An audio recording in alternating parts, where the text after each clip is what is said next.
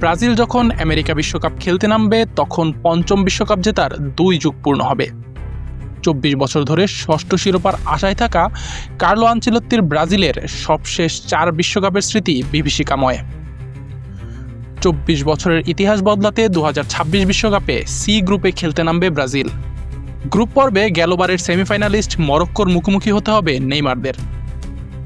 Group পর্বে কতটা দাপট দেখিয়ে শুরু করতে পারে 5 বারের বিশ্ব চ্যাম্পিয়নরা, সেটাই হয়তো তাদের হেক্সা মিশনের গতিপথ ঠিক করে দেবে।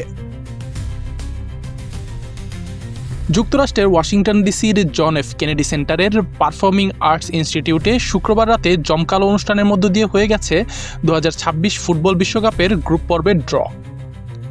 আগামী বছরের জুনে যুক্তরাষ্ট্র, মেক্সিকো, কানাডায় হতে চলা ফুটবল মহাযজ্ঞের গ্রুপ পর্বে মরক্কো, স্কটল্যান্ড, হাইতিকে গ্রুপ সঙ্গী হিসেবে পেয়েছে 5 বারের বিশ্ব চ্যাম্পিয়নরা।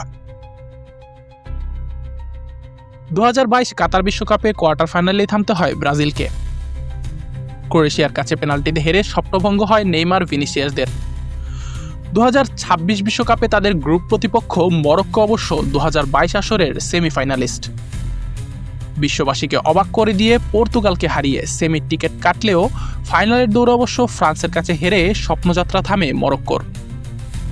পরে চতুর্থ স্থান অর্জন করে আসর শেষ করে আশরাফ হাকিমির দল। গ্রুপ পর্বে ব্রাজিলের আরেক প্রতিদ্বন্দ্বী স্কটল্যান্ড। সবশেষ কাতার বিশ্বকাপে খেলা হয়নি তাদের। বিশ্বকাপে এখন পর্যন্ত 9 বার অংশ নেওয়া দলটি কখনোই রাউন্ড অফ 16 পার হতে পারেনি। অন্য প্রতিপক্ষ হাইতি অবশ্য বিশ্বকাপে খুব বেশি খেলেইনি।